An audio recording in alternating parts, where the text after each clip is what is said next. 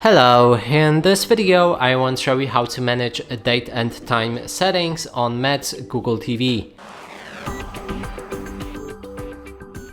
To do this, first we'll need to click on the gear icon on our remote, then move to the settings, inside scroll down and select the system, then you should be able to find date and time, and here you'll be able to adjust the time using automatic date and time settings.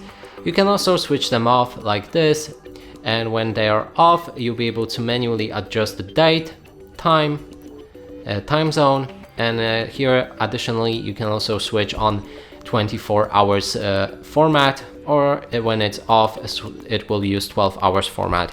And that's it for this video. Hope you like it. Please consider subscribing to our channel, leave a like and a comment below.